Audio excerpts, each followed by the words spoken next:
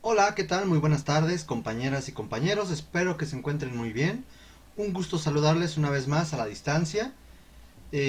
Vamos a continuar ahora con una nueva temática. En las últimas sesiones estuvimos revisando aquel contacto entre América y Europa y cómo esto comenzó a influir y evidenciarse en la arquitectura.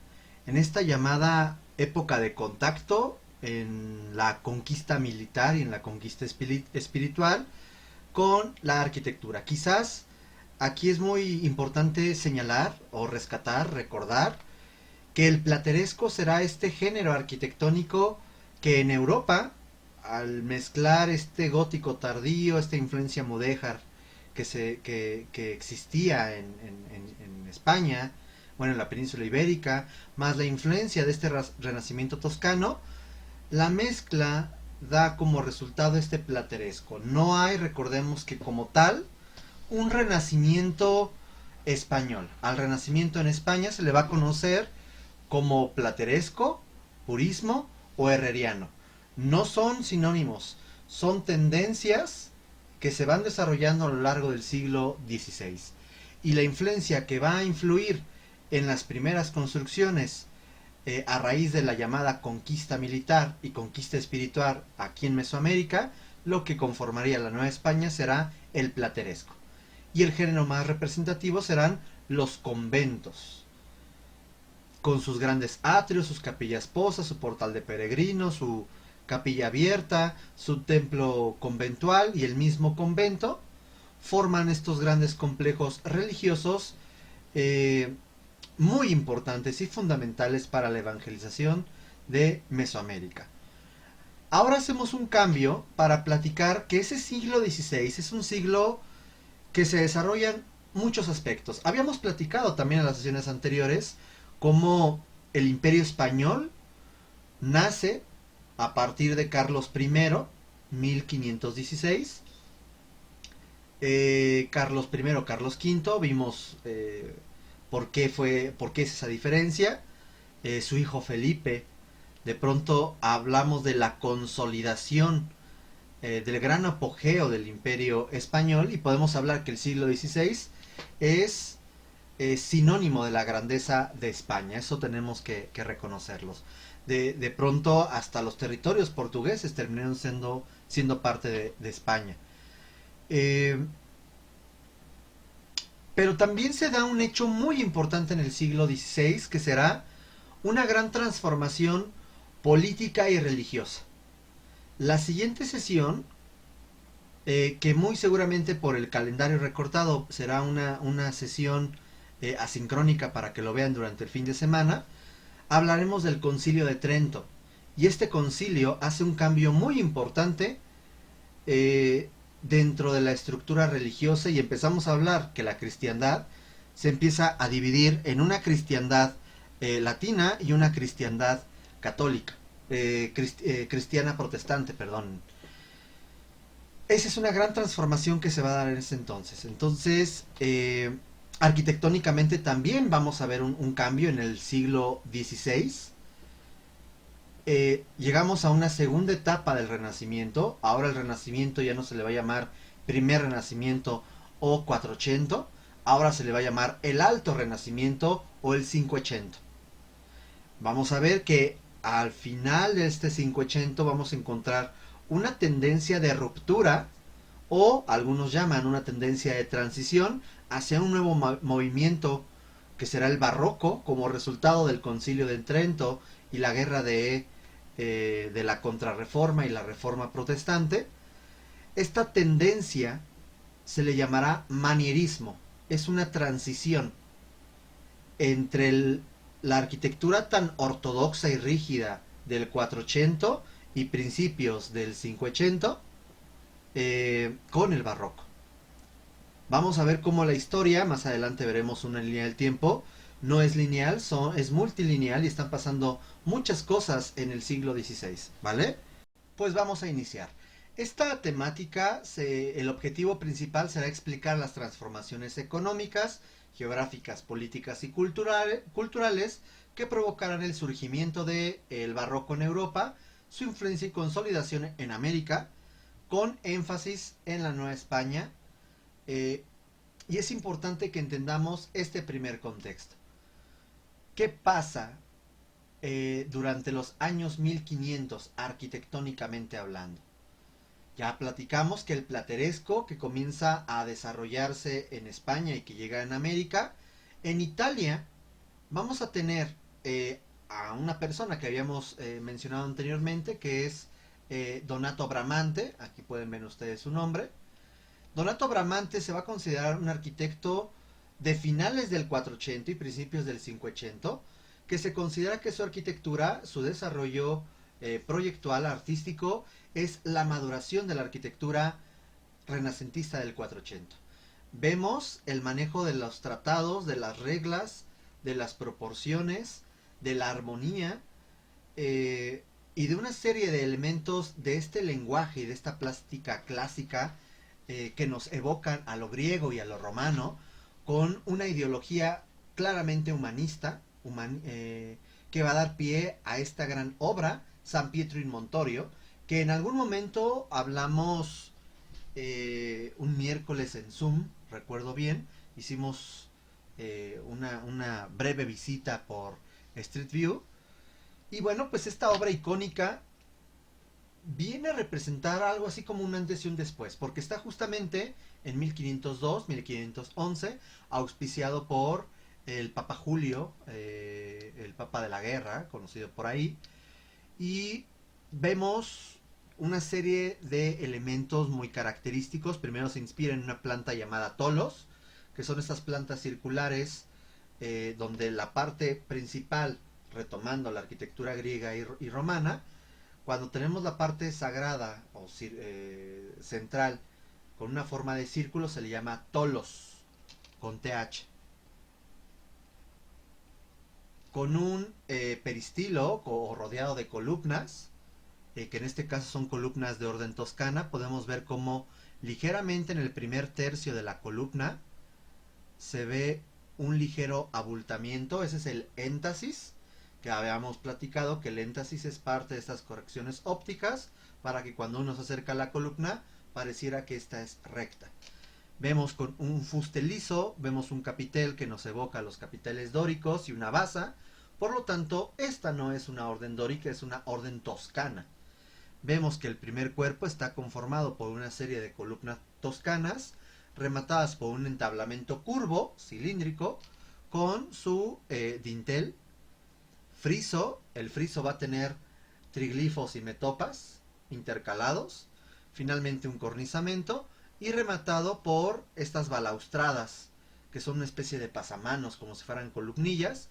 Y en este segundo cuerpo vemos una extensión formal de lo que sería esta cela o naos, la parte central, este círculo, con una reminiscencia grecolatina, con una serie de nichos, pilastras, por ahí una gran escultura en la clave y una cúpula con su linternilla y finalmente su cruz como remate. Aquí fue donde martirizaron a San Pedro. De hecho podemos ver en un corte cómo existe un espacio, una cámara abajo de este edificio, que tiene ciertos elementos, vuelvo a insistir, muy claros en el manejo de su plástica, muy ortodoxo, muy rígido en el manejo de su composición, con el diseño interior que nos evoca estas pilastras con un capitel dórico, igual un entablamento con friso de tríglifos y metopas, un tambor para generar esta cúpula circular con vanos entablerados, y este manejo cromático azul con elementos que nos evocan a la bóveda celeste. Finalmente este elemento es una obra muy interesante. Vemos la proporción, vean cómo aquí se está viendo un cuadrado y la cúpula también podría inscribirse dentro de otro cuadrado.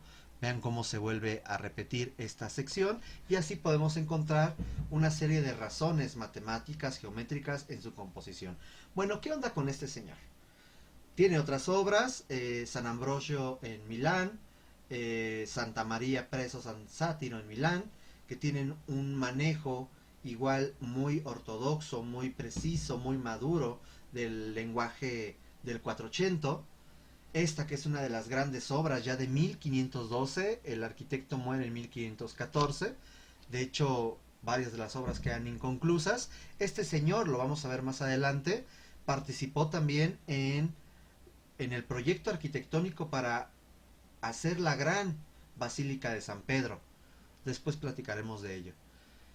Tenemos aquí en estos jardines del Vaticano, que son los jardines del Belvedere, siempre me trabalenguas, Belvedere, ahí está, en donde vamos a encontrar unas escaleras helicoidales bien interesantes, porque esto no tiene cemento, no tiene acero, es mediante pura compresión, con un sistema de elementos de cantería, que se genera esta helicoidal padrísima. Estamos hablando ya de una sofisticación y un gran avance tecnológico. Resulta que será a finales del 480 y principios de los años 1500, 580, donde el Renacimiento comienza a influir, Renacimiento arquitectónico, comienza a influir en diferentes lugares de Europa. Por ejemplo, en Gran Bretaña comienza, igual que en España, a mezclarse el gótico tardío, flamígero, con las influencias renacentistas del 480. Y da como resultado a dos estilos o tendencias arquitectónicas eh, al paralelo del Renacimiento toscano, que se le va a llamar el estilo Tudor, por la dinastía de los Tudor, o estilo isabelino, y que podemos ver aquí algunos ejemplos arquitectónicos de esas tendencias. En Francia, por ejemplo, tendremos diferentes nombres, diferentes tendencias que se dan a partir de esta influencia renacentista durante el siglo XVI, como es el estilo Luis XII, porque era el rey de ese entonces, también el llamado primer renacimiento, el segundo renacimiento, y propiamente una etapa de declive llamado el manierismo francés. Y en España, quizás nos quede un poquito ahora ya más claro, perdón, ahí hay imágenes de este renacimiento francés, los castillos de Loire, que son una serie de edificios con un carácter como si fueran castillos, pero realmente son palacetes, son palacios, pues son parte de este renacimiento. Aquí hay ejemplo de ellos. En cambio en España nos queda un poquito más claro que el Renacimiento se mezcla con el gótico y con el mudéjar y da como resultado el plateresco, el purismo, que es menos decorado, con menos carga decorativa como el plateresco, y el herreriano, que vamos a ver enseguida. ¿Ok? Ok, bueno, ¿qué pasa después de todo esto? Resulta que en el 580 grandes maestros de la pintura, la arquitectura, la escultura, como son Donato di Niccolo di Beto Bardi, vaya que nombrecito, mejor conocido como Donatello, vamos a mejor identificarlo así, que fue un gran pintor, un gran escultor, perdón. Leonardo da Vinci, este señor que qué cosa no hizo. Michelangelo Buonarroti, mejor conocido como Miguel Ángel. Y Rafael Rafael Osancio, Rafael, este gran pintor, que por cierto son los nombres de las tortugas ninja, Donatello, Leonardo, Miguel Ángel y Rafael. Estas cuatro personas resulta que van a ser consideradas como artistas que alcanzaron la perfección. ¡Wow! ¡Qué peligroso es decir eso! ¿Existe la perfección? Bueno, recordemos que algo que buscaba el Renacimiento era retomar o entender que la belleza radicaba en la naturaleza. Las naturalezas se entienden a través de las razones matemáticas, de la geometría, etcétera. Por lo tanto, se dice que estos artistas alcanzaron tal técnica, geometría, lógica, matemática, técnica, plástica, etcétera, que de pronto por ahí un autor llamado Giorgio Vasari va a considerar que estos son los cuatro grandes maestros del alto del Renacimiento. Por lo tanto, aquí se genera un devenir para la arquitectura renacentista. Primero, antes de continuar con ellos, hay que entender que ahora Florencia ya no será la gran capital del Renacimiento. Ahora pasa a Roma y a Venecia, que se les va a conocer como la escuela romana y la escuela veneciana. Resulta que ya los Medici, como la gran familia de Florencia, que auspiciaba el trabajo de los artistas, ahora va a pasar a manos de los comerciantes y banqueros venecianos y a manos de los papas de Roma. Por lo tanto, la arquitectura renacentista se va a convertir en una herramienta de difusión y de consolidación del poder del papa y del poder burgués de los banqueros y los comerciantes.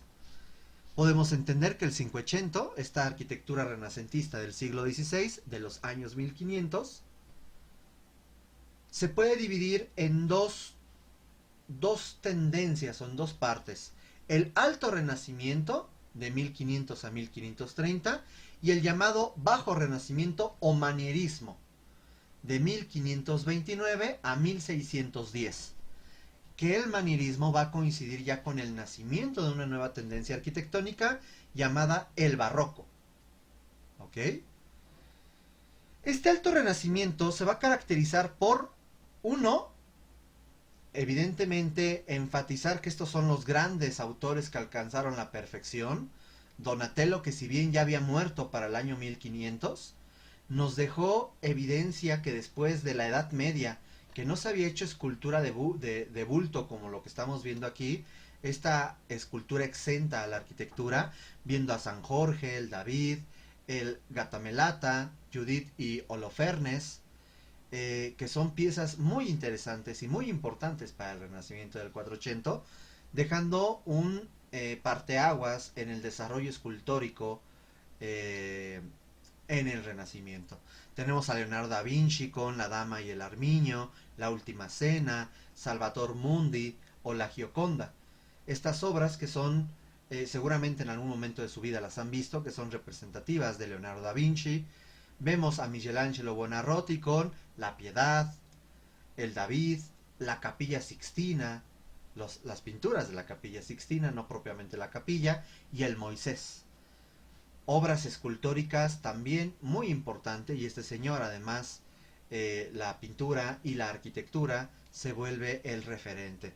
Rafael Sanzio con estas pinturas como los desposorios de la Virgen, la Dama del Unicornio, la Escuela de Atenas, la Transfiguración de Cristo, se vuelven obras icónicas. Muchos de estos autores además, ya para mediados del siglo XVI ya habían fallecido, se vuelven referencias, se vuelven modelos a seguir. ¿Ok?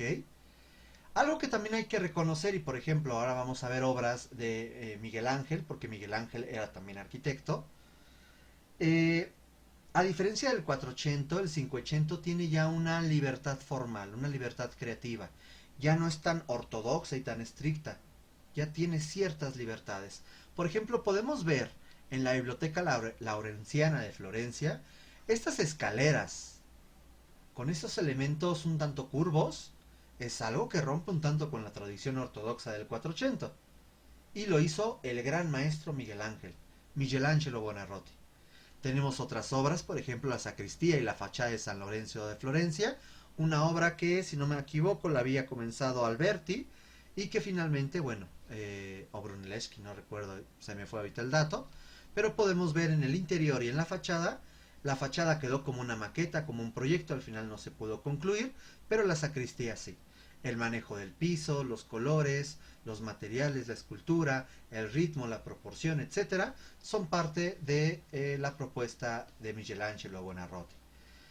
Quizás la gran obra, que después platicaremos un poco de ella, es la Basílica de San Pedro en Roma. No propiamente la basílica, sí hay una planificación arquitectónica. De hecho, la basílica era una planta centralizada, una cruz griega, con un pórtico y coronado por una gran cúpula.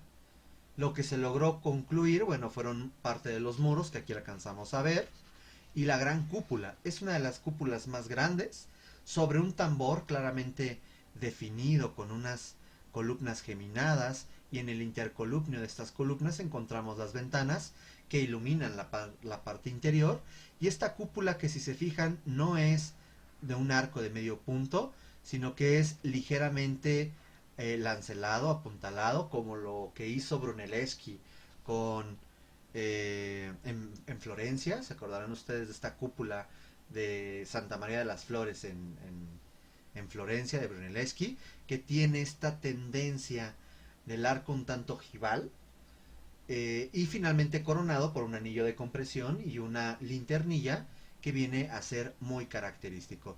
Además vemos por aquí una serie de lucarnas y de elementos, al ser una fachada, una cúpula doble, que dan iluminación a esta cúpula. Una plaza que es la Piazza del Campidoglio, que fue una conclusión póstuma porque murió antes de poder concluir esta obra. Es un espacio público delimitado por estos edificios, que además tienen cierta inclinación para jugar con la percepción. Las esculturas, la traza de la plaza, del acabado del piso, etcétera, son propuestas de Miguel Ángel, pero finalmente murió y la propuesta final, la conclusión, fue póstuma. Ok, conociendo a este gran maestro de la arquitectura, y que también fue pintor, que también fue escultor, tenemos que hablar del manierismo. Resulta que el manierismo, que surge justamente en Florencia, nuevamente Florencia, pero que también comienza a desarrollarse en esta Roma del Cinquecento, es una tendencia altamente elitista. En el Alto Renacimiento se dice que se alcanzó la perfección, y pues imagínense que el día de mañana les dijeran, eh, compañeras y compañeros, ustedes ya no van a poder ser arquitectas ni arquitectos, porque resulta que ya tenemos a estos maestros que alcanzaron la perfección. Entonces nos queda dos caminos: trabajar como lo hacen ellos, que es a la manera de Miguel Ángel, o romper con la tradición y hacer eh, una exploración formal y plástica diferente, pero utilizando la base del lenguaje clásico renacentista. Y eso es lo que se va a llamar a la maniera. Se va a convertir en un movimiento de contrarreacción. La gente va a buscar nuevas alternativas ante estos modelos de perfección.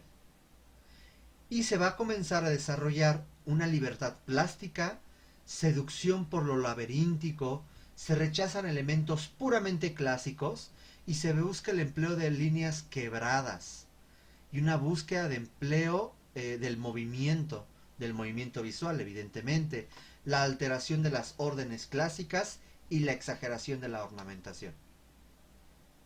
Aquí tenemos una de las propuestas. Bueno, hay varios autores: Giorgio Vasari, Jacobo Vignola, Andrea Palladio, Giulio Romano, Sebastiano Serlio, Jacopo Sansovino. Y aquí tenemos una obra muy conocida en Florencia, que es la Galería Uffizi de Giorgio Vasari, que fue el mismo que publicó el libro en 1550, conocido como La vida de los más excelentes pintores, escultores y arquitectos, quien comenzó a hablar de que estos autores habían alcanzado la perfección. Vemos aquí una obra que todavía es una transición, no es clara como una propuesta manierista, aunque ya es 1560, porque vemos un lenguaje todavía muy clásico, muy ortodoxo, pero vemos como este elemento que rompe es algo no muy claro del 480 ni del Alto Renacimiento. Ya podemos comenzar a hablar de esto, más las esculturas, cómo comienza a romper y a buscar otras alternativas. El juego de los paños, cómo de pronto estas platabandas de las ventanas sobresale del paño, es algo que ya nos comienza a llamar un tanto la atención. Podemos ver que se van a seguir manejando tratados, pero ahora tenemos tratados como las 5 reglas de las reglas de las 5 órdenes de la arquitectura, o los 4 libros de la arquitectura, en donde de pronto la arquitectura de Palladio se va a convertir en un referente, y comenzamos a hacer arquitectura, bueno, no nosotros, él comenzó a hacer una arquitectura no tan urbana, sino una arquitectura fuera de las ciudades. Comúnmente estas casas de verano, casas de descanso, ya se les llamaba villas.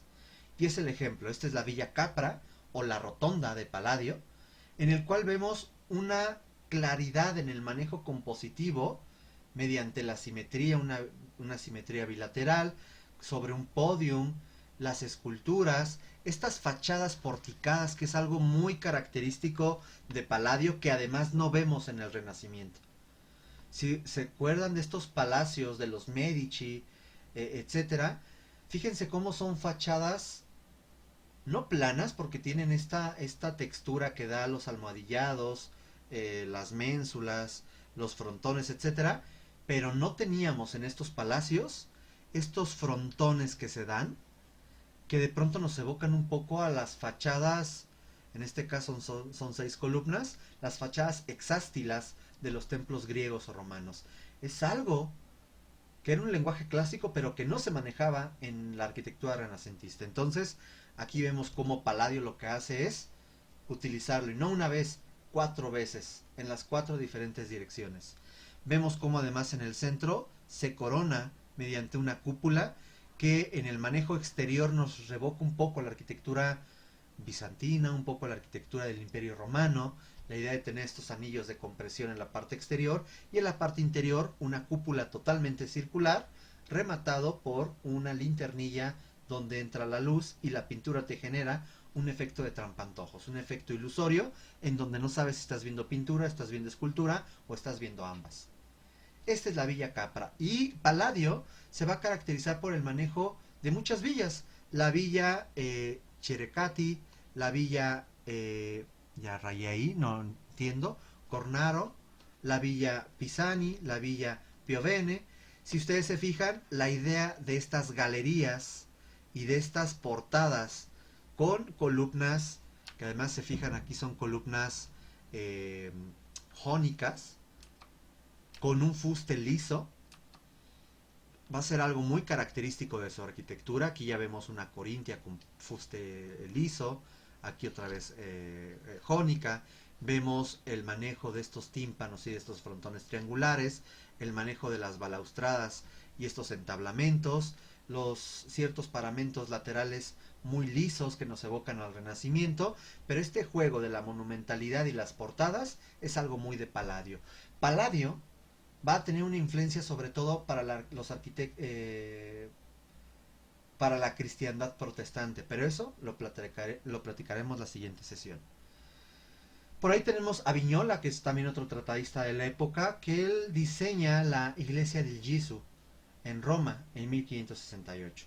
Podemos ver una fachada que quizás el perfil nos evoca un tanto a Santa María la Novella de Alberti, pero la decoración, la fachada, ya no tiene nada que ver con el 480. Ya es un ejemplo del manierismo. ¿Por qué? Vean este frontón. Se nos muere Alberti si ve eso. Tienes un frontón triangular dentro de un frontón circular. O sea, eso es una especie como de pleonasmo arquitectónico. ¿Por qué haces eso? Pues porque eres manierista. Porque quieres romper con las reglas. Porque no quieres ser un Miguel Ángel. Por eso. Entonces vemos además también este entablamento. Acuérdense que el entablamento se forma por el arquitrabe dintel, un friso y un cornizamento. En lugar de ser liso, vean cómo de pronto es liso, sobresale, se remete, sobresale, vuelve a sobresalir, se remete, se vuelve a remeter, ese ruidero. Se nos muere Brunelleschi si ve esto. Unas pilastras, vean además la escala humana. Es impresionante esta escala. Los grandes medallones o esculturas, escudos que se están realizando aquí. Estos frontones, este ritmo un tanto monótono que se da entre los intercolumnios de estas pilastras, estos roleos que se dan en la parte superior, que nos evocan mucho al 480, etcétera. Pero vean cómo hay ciertos elementos que rompen. 1 con la proporción, 2 con la monumentalidad, 3 con el manejo de la plástica ortodoxa del Renacimiento del 480. Aquí vamos a dejar esta primera parte y enseguida continuamos. Gracias.